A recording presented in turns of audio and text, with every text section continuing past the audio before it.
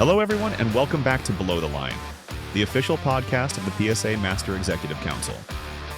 Every time we push back from the gate, we're operating in one of the safest and most highly regulated industries in the world. But those regulations, safety initiatives, and policies don't happen by accident. They're shaped by people who are willing to advocate for our profession and the flying public. Today, we're pulling back the curtain on how that work gets done. From the halls of Congress to meetings with federal regulators, ALPA pilots and professional staff are working every day to advance aviation safety, protect pilot careers, and ensure our voices are heard where decisions are being made. In this episode, we're joined by Captain Ren Babcock, PSA's MEC Vice Chair, along with Adam Melis from ALPA Government Affairs, to discuss the issues shaping our profession and the critical role pilots play in influencing the future of aviation. We'll talk about ALPA's legislative priorities, the push for enhanced safety technology, the impact of ALPA-PAC, and most importantly, how every pilot can help strengthen our collective voice. Thank you for joining us today. Make sure and subscribe to the channel wherever you get your podcasts so you never miss a new episode. Let's get ready and go. Below the Line.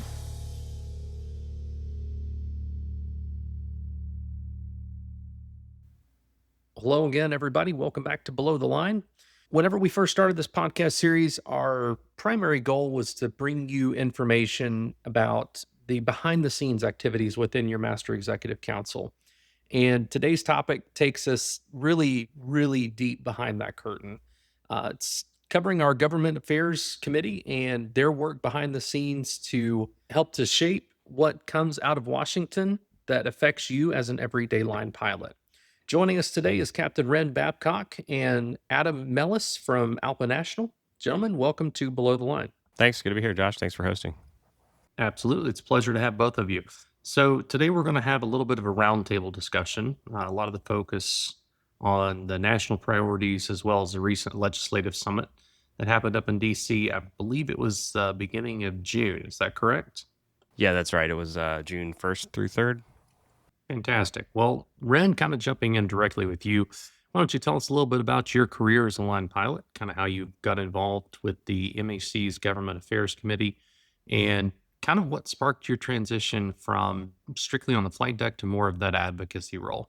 Sure. Well, I've been at PSA for 4.5 years. This is actually a second career for me. I did have a little bit of government affairs involvement in my previous career. I got involved with ALPA when the first officer representative for Charlotte position became open. I actually just ran for the position. I tried to volunteer a little bit, but didn't really hear back. I filled the form out once or twice. So I kind of got thrown right into the fire. As far as advocacy, I really just got an email about the legislative summit. I thought it looked interesting, so I sent something to our former MEC chair, Kurt, and asked if I could go. And he was able to get me on the attendee list, and this is the third year in a row that I've been to the legislative summit, so it's been a good experience for me. So we'll circle back to summit here in just a second. Kind of more from your perspective, more from the MEC role. Can you tell us how government affairs works within ALPA, just from the MEC level, kind of with you all, and then working up towards national? Sure. Well, aviation, as you know, is highly regulated, so it's important to have a strong voice in Washington. Pretty much everything that we do, from labor issues to safety in the flight deck to how well ATC works, all of this is connected to government. So from my perspective, it's very important for ALPA to have a strong government affairs team.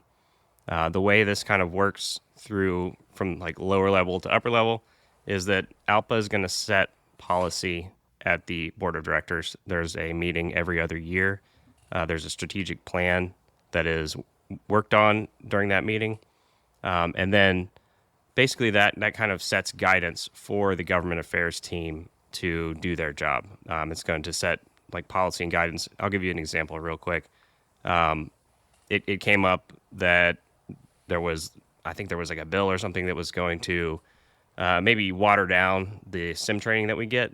And one of the policies that we set at the board of directors was that we want to maximize the amount of full motion sim training that we get, obviously for safety. So that's just an example of one issue that came up that we have the government affairs team essentially working on. So kind of circling back to Summit here for just a little while. Everybody probably got an email a few weeks ago, shortly after Summit, with a picture of everybody in front of Capitol Hill.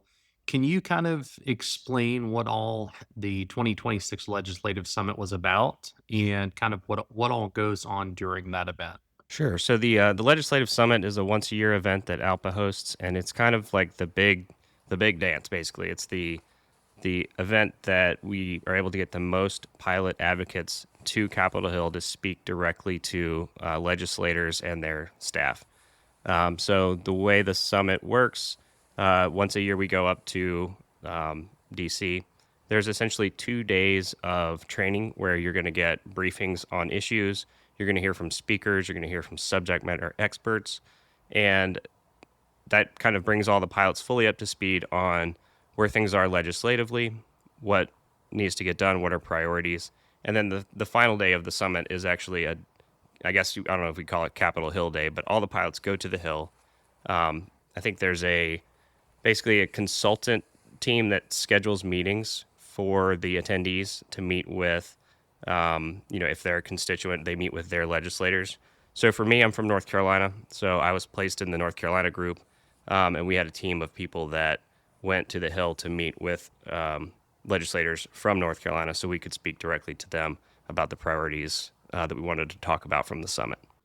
So that's actually pretty interesting. Walk us through a little bit of what it's actually like for you just being a normal pilot, everyday pilot, and you're basically walking into the members of Congress and speaking with them and their staff. How do lawmakers usually respond when they're hearing directly from somebody who flies every single day? I think hearing from people that fly every day and that do this job is extremely important for legislators. I think we're very well received on the Hill. And for a line pilot to go into this, one thing to keep in mind is the program that ALPA has set up is really good to get you trained and prepared to go and meet with these lawmakers. So you'll have background information. You'll actually have a one-on-one training session where you get to sort of practice your pitch, essentially, so that when you actually do go to the Hill and meet with legislators, you're prepared and you're informed. Yeah, and if I could just sort of echo on what Ren said, one of the great advantages of Legislative Summit is not just that there are pilots who are, talking about aviation safety, but there are pilots who actually do the work that you guys and your members are doing. Once talked to a candidate for Congress who was a former Piedmont pilot, and he said, Adam, there are a lot of pilots in Congress, but only a couple know what a 4-day trip is. And I think that in its own is really a big value driver. I'm talking about what you guys see when you're flying a plane versus what some GA pilot might see. So I know we've got pilots that obviously are in Congress, but I don't know of any 121 pilots. Kind of sufficient to say that most of them probably don't know the everyday struggles, and we're going to take a 4-day trip and junior man into a 5-day. I dare say none of them kind of know that struggle. I would say 100%. I often talk to guys like, oh, I'm a pilot and I do all this stuff. I said, great. Tell me what it's like to have 60 to 160 strangers behind you when you're flying. And they're like, oh, yeah, I guess you guys do something a little bit different. And I'm like, Yeah. So kind of shifting gears here just a little bit. Obviously, since 5342, there's been a really big push in mandating ADS-B technology. From a pilot's perspective, Ren, this is really more geared towards you. So from your perspective, is having, I guess, full traffic awareness just mainly beyond TCAS and stuff like that, why is that really a game changer for safety from your perspective? And the second part of this, more from a legislative standpoint, what pitch are you making to lawmakers whenever you guys are up at Summit lobbying for this stuff? Sure. Well, the pitch this year was really mostly about ADS-BN. And this really hits home for PSA pilots. With the completion of the NTSB investigation into 5342, ADS-B was one of the recommendations they had. There was quite a few recommendations that the NTSB made about this accident, but ADS-B is one of them. It's important to explain to lawmakers that this is a response to this accident. We've looked at all the factors that caused it, and ADS-B is a technology that's available now. It's a better technology that gives better awareness. I'm not sure if all pilots are aware of this, but TCAS really does have some limitations. It's an older technology. It was designed in the 90s. It was pre-GPS technology. ADSB has a much higher refresh rate. It has much better data. It has much, I don't know, more precise. And it actually works all the way to the ground, right? So TCAS turns off its resolution advisories, right? When you get below about 1,500 feet, those resolution advisories actually turn off because TCAS is just an old technology. It's not precise enough to support that kind of awareness all the way down to the ground. So we've identified ADSB as a technology that's here now. It's being delivered in new airliners. Most aircraft already have ADSB out, but we don't have ADSB in. So in our airliner, in our CRJ, we don't have a complete picture of traffic. So that was really the big pitch this year. There's two bills right now that are in response to 5342. I believe it's the Senate Rotor Act and the House Alert Act. The Senate Rotor Act has full ADSB in. Compliance is mandatory. The House Act did not. And our job really is to explain what this technology does and explain why we feel it's necessary to have it mandated in aircraft. So, Adam, I guess kind of from your perspective, and I guess more from a national scale, because these issues affect more than just us here at PSA. We all get the emails asking us to complete calls for actions for different bills that may be working through the House and the Senate.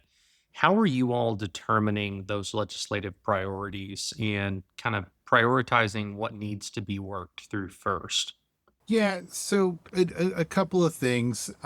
First of all, one, Ren had talked about how policy is developed. The board and the ALPA president, they really give our team the marching orders.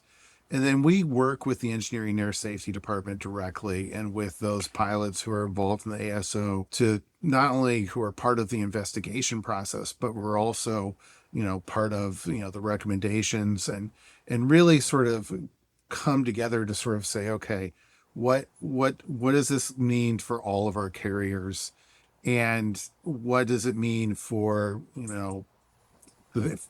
safety in general.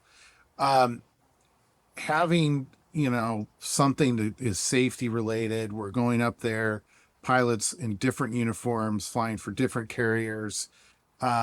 It really demonstrates sort of not just the importance of the issue, but the importance of the issue to the industry itself.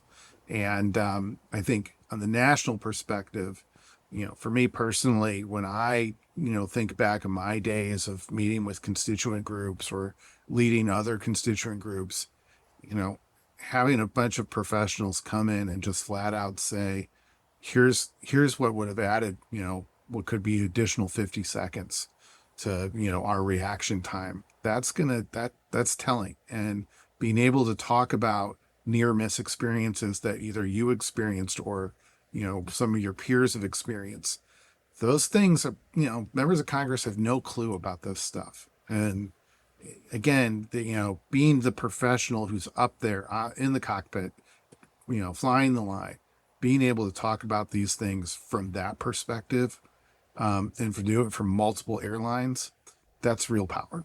So you touched on the emails as well. We have a robust call to action email system. That's just another way for members of Congress to hear from their constituents. We had 170 pilots come to Congress for during Summit, but there are 535 members of the House and Senate, and so our best way for us to connect with all of them is to connect with all ALPA members at once. So it works. I know from talking to offices and when they're looking at these issues, like, oh yeah, we had this pilot from North Carolina come in to talk to us. Did we hear from any other pilots from North Carolina? And you say, oh yeah, we heard from another 20. Again, it just matters. Well, back to one thing that Adam had mentioned is one of the things that came out of the NTSB report was that had we had ADSB in technology, they sort of actually ran a simulation of what this would look like if ADSB in was installed and functioning. And the CRJ crew would have gotten a warning, I believe, 59 seconds prior to impact. And then we also, for the summit, we had some images generated for us of what the traffic awareness display looks like with TCAS and what you just see a simple dot on a map, right? And then, or on a range ring, not even a map. And then what the ADSB in display would look like. And you can see, it's kind of a moving map. You can see the DCA airport. You can see the helicopter, the direction and speed it's moving. So there's a lot of additional information that ADSB in brings. And that was, I think, a key part of what the NTSB's recommendation was. And it's why we are focused on ensuring that it gets added into whatever package of laws is passed as a result of the investigation. And those images came directly from the NTSB report, which, being able to source something like that just adds to it. So Ren, kind of tell us, for the average ALPA member, specifically at PSA, who kind of wants to help in this endeavor, what are the most effective and realistic steps that they can take either at a local or a district level? So really diving into their representation in both houses. What's the steps that they can take to get involved and kind of help affect change? Sure. Well, I'll actually leave part of that question for Adam. I'm sure he'll want to jump in, but the PAC is very important. The ALPA Political Action Committee. It's very easy to join. You can join with the ALPA app. We'd really like to get participation increased. Currently, we're sitting at about 15% of pilots participating. Other properties, Delta, I think they're probably around 50%. So we'd love to increase those numbers. The other thing is completing the calls to action and reading the ALPA emails. And when there's a call to action in there, complete that. Also, there's ways to volunteer as far as the Legislative Affairs Committee. And I think we're going to be seeking a few. I need to talk to the chair, but I think we're going to be seeking a few new volunteers to go to the summit next year. Adam, anything to add?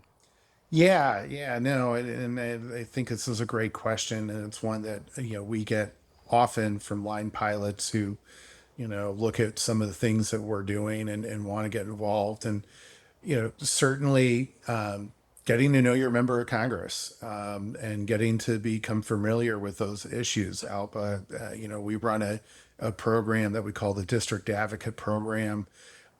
Where there's some online training modules that will help connect you with some resources and skills that we look at helping folks understand what it is to get to know some of the issues we're working on, but also how do you communicate those to your member of Congress locally.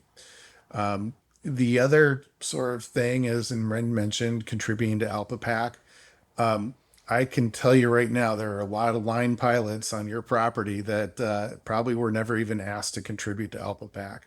And, if you're a supporter of ALPA-PAC, and you're somebody who wants to help increase the profile of it, you can just talk to the guy sitting right next to you while you're working and just say, hey, I know I don't only talk about politics on the flight deck, but let me tell you about, what ALPA's working on. And that's certainly, very important, because a lot of the issues we're working on are not what would be called traditional partisan issues, but they're pilot partisan issues. And that's how we really operate our government affairs program, not just the PAC, but everything else. That we we're here because of the pilots, and we want to be driven, want to make sure the pilots know that we're doing these things, for the benefit of them. So Adam, kind of shifting mainly to you here, and I'm going to skip a couple of questions that we have on the notes here because we've really kind of covered them with some of the other sections here. Can you kind of give me ALPA's top legislative and regulatory priorities right now, really outside of the Alert Act and the Rotor Act? I know those are really big right now, but what else are you all focusing on, and how does your team prioritize those? Yeah, so that's really a great question. So there are a number of issues that are sort of what I would call perennial issues, where they may pop up, they may not pop up. Sort of where we have to sort of keep a watchful eye on and play defense. There are others that we've been very proactive in helping find bill sponsors, and been able to identify what essentially is known as a legislative vehicle, where those bills, which are much smaller, can be attached on and ultimately moved into law. On sort of that side of things, where it's not the perennial, sort of the more recent side of things, the funding for the National Mediation Board, that was one of those where the agency was set to be cut significantly. We were able to preserve funding levels and actually increase it. We're optimistic that based off of potential new members to those agencies, that we may be able to protect the funding, not just for the rest of this year, but into future budget years, because of the effectiveness of those boards. We've also begun working on a bill that's known as Overtime for All. As some of you, most of your listeners may know, that there was, one of the campaign promises President Trump made was to get tax deductions on overtime work paid. Unfortunately, the way pilots earn their overtime, it didn't qualify. And so we working very hard to find bill sponsors, both in the House and Senate. And we have very good bipartisan bill sponsors on this, to sort of get, so the next time tax legislation is done, a way to sort of expand that overtime, so that unexpected 5-day trip, you suddenly are getting, be able to deduct some of that payoff of that. And then, sort of the more perennial items. It goes without saying that one of our highest priorities is and will continue to always be making sure that there are 2 pilots on the flight deck at all times. This is a non-starter issue for 99.99% of the U.S. Congress. There's a couple of members of Congress who think that it's okay to experiment with these kinds of things, and even though there's no intent to do it, we have zero tolerance on experimenting with it, and so we sort of made sure that we work hard to keep that standard, not just in the United States, but also overseas. And then, we got a whole bunch of other issues that you can find on the ALPA website if you go to the Advocacy tab. I can certainly go on for hours, but I think this podcast would be more for insomnia than information. Any comments, Adam, on ATC modernization and where that stands? Yeah, that's great. So during the previous year, there was a bill commonly known as the Big Beautiful Bill. There was money put into that legislation to begin the process on ATC modernization. We have been working very hard to continue to add to the appropriations on the ATC modernization effort. We also look to make sure that there's appropriations for the FFDO program. But on the ATC side of things, we are part of a coalition that includes pretty much every organization within aviation to help make sure that funding continues. ALPA President Jason Ambrosi is in regular contact with Secretary of Transportation Sean Duffy to see what we can do to help the effort along. And it is certainly a priority of the Department of Transportation that this gets done. It's just one of those things where we just need to continue to fight to make sure that the funding is there to finish the job. So you used a phrase earlier. You used the term pilot partisan. Can you kind of explain what you meant by that, and really why that's important to what you all do within governmental affairs? So ALPA has very much focused on being pilot partisan even before I started with ALPA. And it basically, what it is looks at how are we going to approach our efforts to lobby and influence Congress, and how are we going to engage in elections with the Political Action Committee. and do it in a way that not only communicates to those legislators that we're doing it in a nonpartisan way, but we're doing it and communicating it also to ALPA members. We do everything because it is pilot partisan, and that means the candidates that we choose to support, the elections that we choose to engage in, we make sure that we're doing it not because we like somebody or not because we like a political party, but because it's being done because it's good for the pilots. And my day-to-day job is to help advise the ALPA-PAC steering committee on candidates to support. And I often try to explain to them and others, when it comes to electing members of the House of Representatives, the letter next to that candidate's name has pretty much been decided for 90+% of the congressional districts. So, it's our job to sort of make sure that we're looking at these candidates and say, okay, well, who's the best candidate with that letter next to their name? Who's the candidate who's going to look at NMB funding or look at the Federal Flight Deck Officer Program, or, go down the list of all of our issues and say, okay, this is the candidate who's going to understand the issue the best. And we're going to make sure that we, are supporting that candidate to be elected, or, better yet, we're going to do everything we can to keep that member of Congress in office, because when it came to voting for aviation safety over, what the party leadership wanted, they chose the right route, which is the safety route. That is certainly, a good example of why we do things in a pilot partisan way. But again, it's tough because, a lot of people have very closely held political beliefs, and, I certainly, we respect those folks' beliefs. We don't make endorsements on congressional candidates because of that.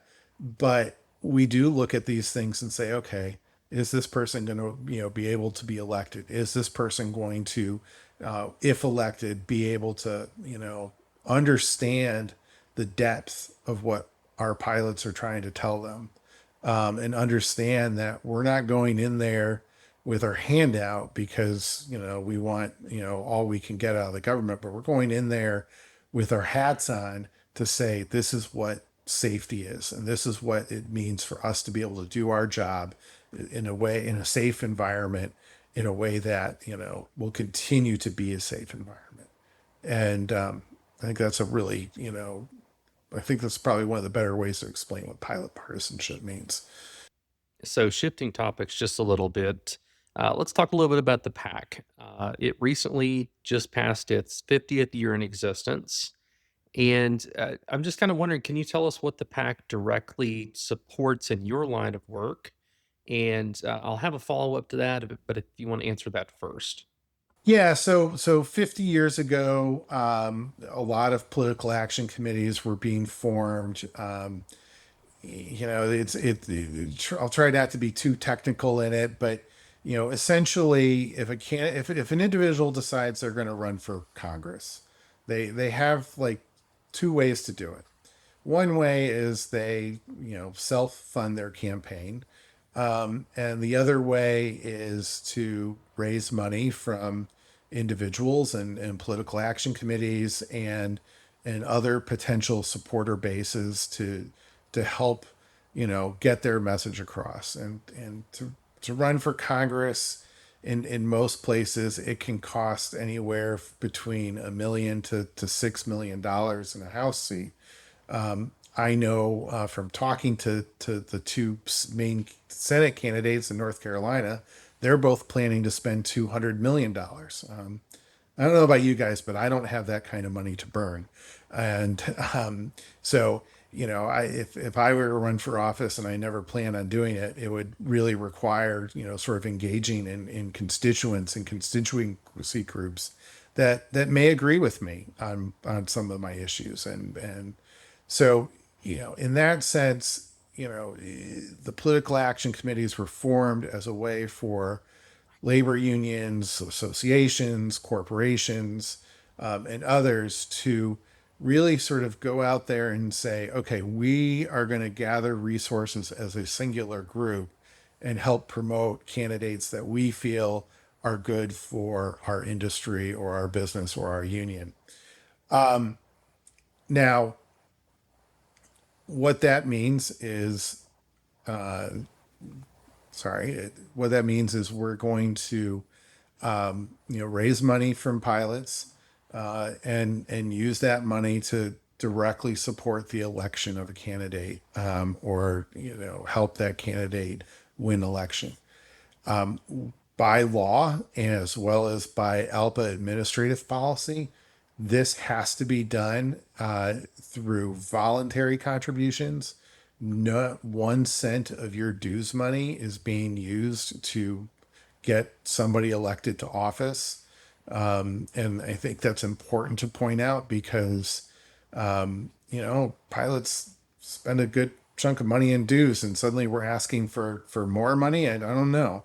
Well, I mean, your dues money is going to support a lot of other things that are also much more important to your union's ability to succeed. And we want to make sure that if you're doing something in a political sense, that you're doing it, we're doing it in a transparent way. And so that's why we have the policy, but also that's why the law is in place. Now, what it means for the Government Affairs Department and pilot advocates, what it means is we have a tool that allows us to help build a relationship with a candidate. I know Ren has a relationship with a congressman in North Carolina, Brad Knott. They've known each other a long time. He's somebody that ALPA-PAC has also supports. We've built a relationship with his office, with him. That's not just, with one singular pilot, but with the entire organization. And we do this, by, attending PAC events or, going on a PAC retreat, where it's not something that's sort of in the official capacity of someone being a member of Congress, but it's more in the capacity of how can I get to know my constituents or the people who represent my constituents. And, it's a lot different when, you're going into a room with somebody and they're like, hey, I want to talk to you about this issue. And your first question is, okay, well, who are you? Versus going into a room with somebody who says, hey, I want to talk to you about this issue. And like, oh, I see you're from the airline pilots. Oh, I know, these pilots and I can connect with you on these things. It's a very different conversation. And that's where the PAC can come in, can help us build those connections. Not just in Washington, but also in the district itself. So, Adam, you made a really good point, and that's that every dollar that goes into the PAC is a voluntary contribution from the pilot. And most pilots are fairly money savvy and would like to know that they're getting a good return on the money that they're investing into the PAC. Do you have any type of mechanisms that monitor or maybe can shift funds from one representative to another that may be a little bit more pilot friendly? Uh, you know, we hear all the time politicians will make campaign promises, but not necessarily follow through on those. Do you have a mechanism in place to monitor and basically kind of like a tripwire if something is starting to go wrong? Yeah, I think that's a spectacular question, and let me put it in a couple of ways. So, um, and obviously, a lot of PSA pilots were probably hired after 2020 or 2021, but those pilots who were working on property during those years where flight, demand had reduced significantly. ALPA was able to fight for the payroll support program, that, made sure that if any money was, from the federal government was given to the airlines for a bailout, that money would go directly to employee compensation. This was the only industry that got anything remotely like this in the history of the United States. And it had bipartisan support, both the House and the Senate on both sides of the aisle during the first CARES Act, the second CARES Act, and the American Recovery Act. That those were supported bipartisanly in the first two for sure, because we had split government for those. Legislation had to be signed by President Trump. It had to get through a divided Congress. And it's because of the relationships that we're able to build, we're able to get those kinds of bipartisan results. On the other side of it, we can talk about, some safety legislation as well, where we're able to get bipartisan support in a significant way. Now, the other sort of side of this, the ROI questions, or the mechanism of how we evaluate. We spend a lot of time, my colleagues who do a lot of the direct lobbying, they spend a lot of time on the official side, meaning that they're going into the congressional office to talk policy, to talk about bills. And we sort of evaluate as things go. And part of what I do is I prepare a budget for the ALPA-PAC steering committee, which is made up of 9 pilots from different carriers, to sort of evaluate who we're going to give money to, plan to give money to. And those pilots, they let it be known if somebody they feel is no longer deserving support from PAC dollars. They let it be known how they feel about it. And then what we do is we evaluate, is there a consistency in these actions? There's a member of Congress from, I'll just say he's from California, but there are plenty from other states as well, where, my colleagues have spent hours and hours trying to get them on the right side of ALPA issues, to the point where, they just are like, okay, you know what? We're going to keep trying, but we don't need to attend any political events, because all of this, obviously all they want to do is give us lip service. Now we make these evaluations in sort of this sort of informal way, but we also do it in a formal way by saying, okay, does this pilot or this member of Congress, how are they engaging with our members? How are they engaging with our our issues? Now, does that mean that I'm looking at vote totals and whether or not people signed letters as a part of an evaluation? No, we don't, because that's illegal. But what we do is we look at trends, and we look at whether or not a member of Congress is willing to meet with our members during legislative summit or back in the district.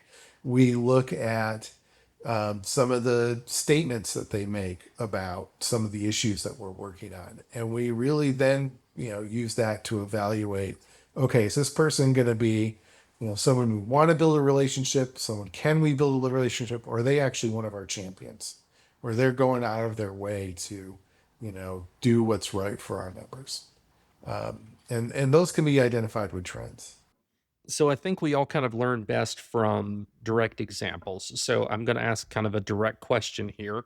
Do you have any examples of any activities that have happened as a result of the PAC, or maybe professional lobbying, or maybe pilot grassroots efforts, and kind of the effect that that has had on your all's legislative priorities, or maybe pushing something through the finish line?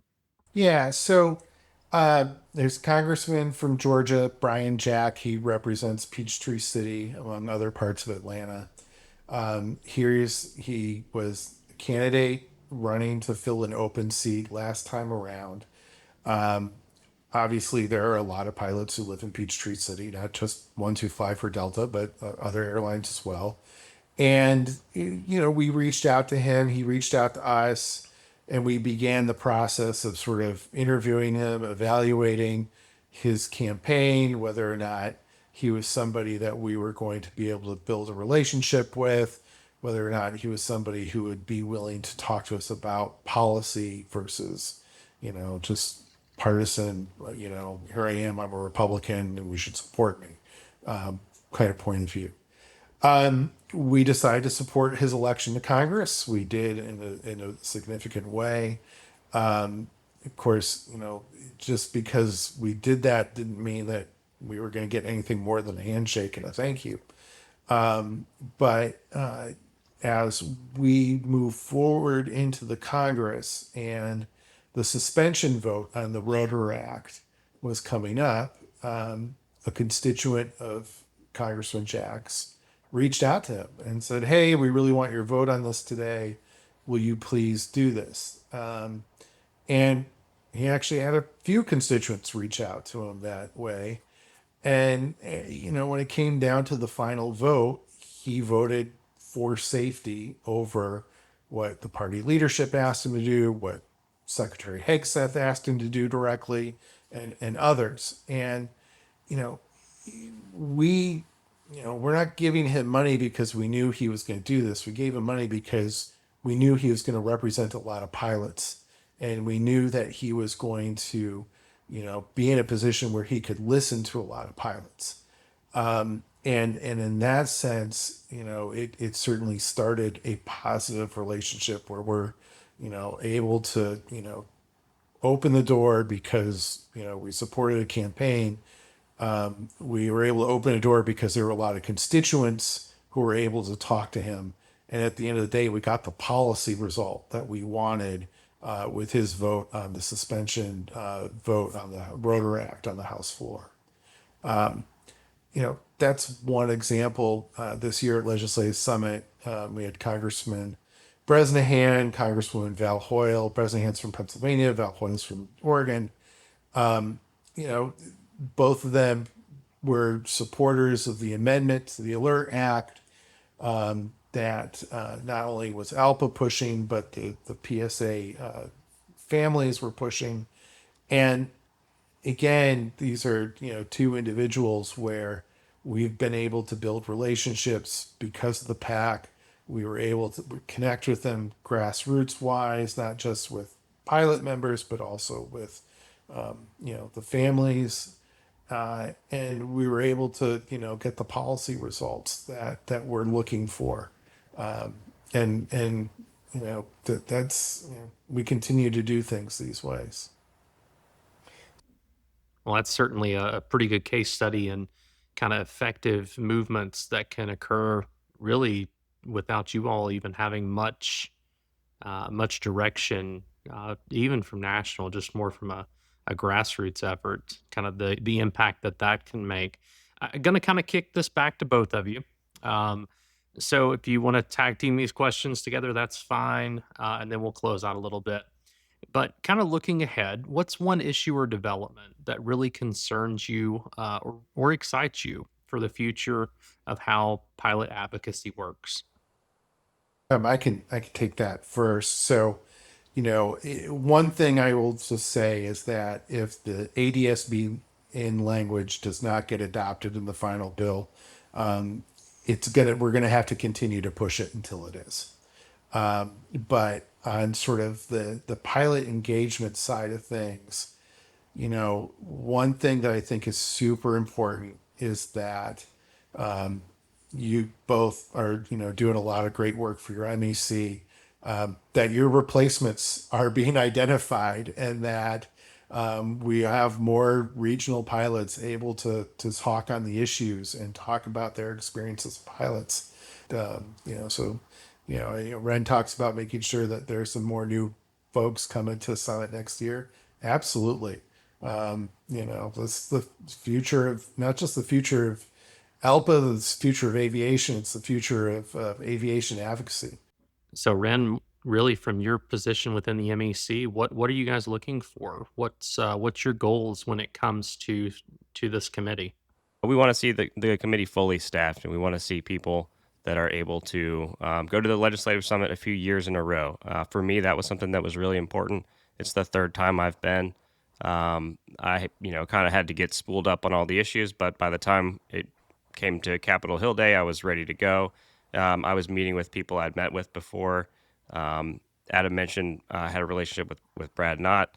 I didn't get to meet with him this year. I actually moved to a different district, but I got to meet with my new congressman's staff, and that meeting went really well. But just keeping the summit, this committee, like fully staffed is definitely going to be a priority. I also wanted to touch, just before we close, a little bit on the pilot partisan issue.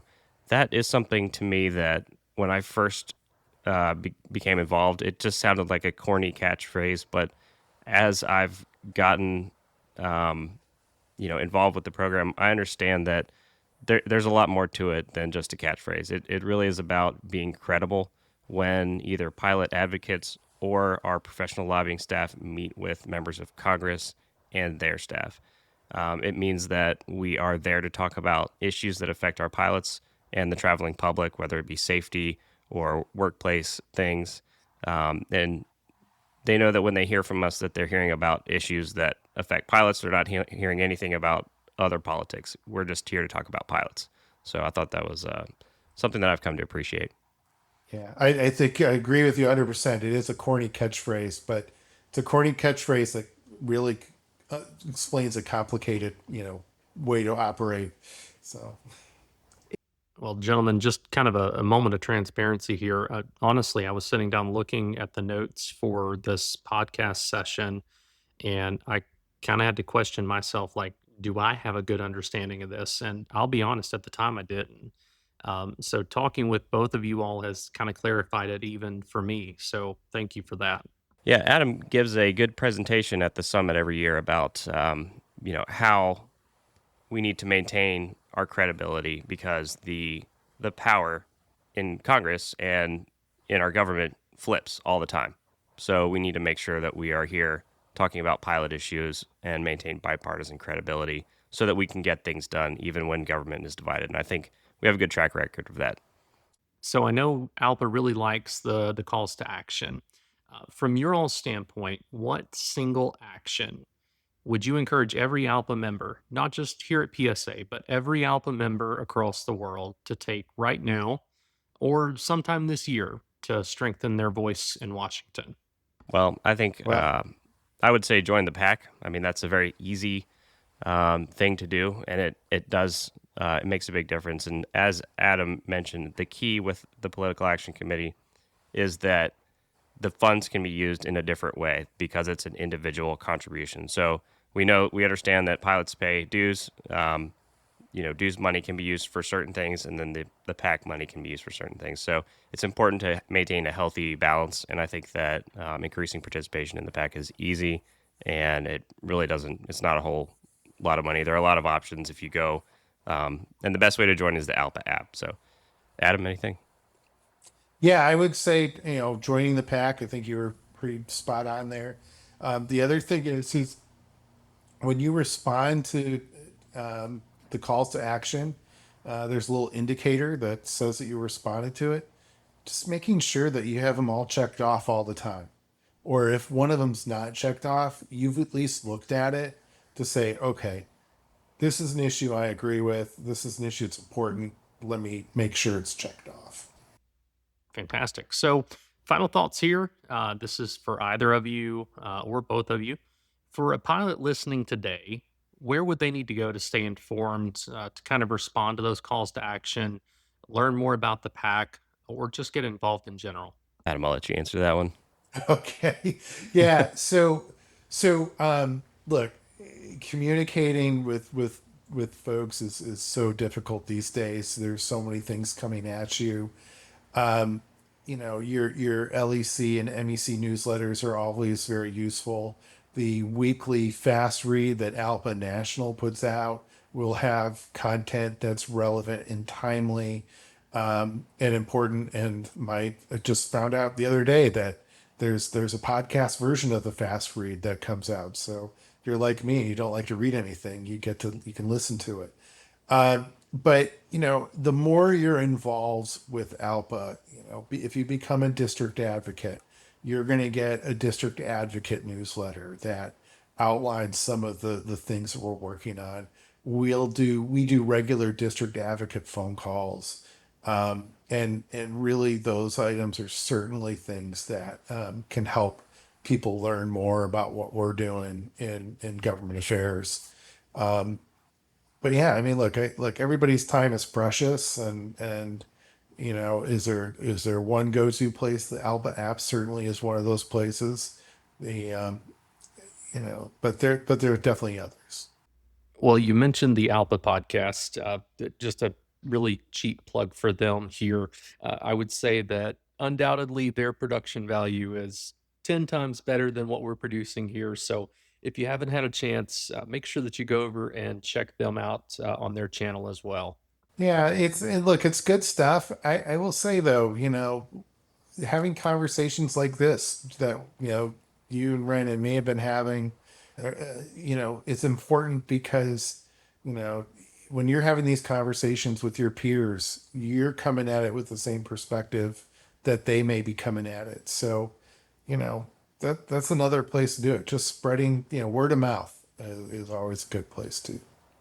Fantastic. Well, guys, that's everything that I've got for today. Thank you very much for joining us and providing some very useful insight into the government affairs, kind of what it is that you all do. But aside from that, why it's important for each of us to understand what you all do. I know we don't necessarily all have to align politically speaking, but we can definitely come together as professionals within that capacity and agree that some stuff's just better for us than others. And it doesn't necessarily take a political party to support that. So thank you guys for explaining what it is that you all do and how each pilot out there can get involved to help better support your all's cause. So thank you. Thank you, Josh. Yeah, thank you very much, Josh. Thank you for having me on here, and thank you both for what you're doing for all your pilots. Make sure you subscribe to the channel wherever you get your podcasts so you never miss an episode. If you have comments or suggestions for future episodes, please email us at psacommunications@alpa.org.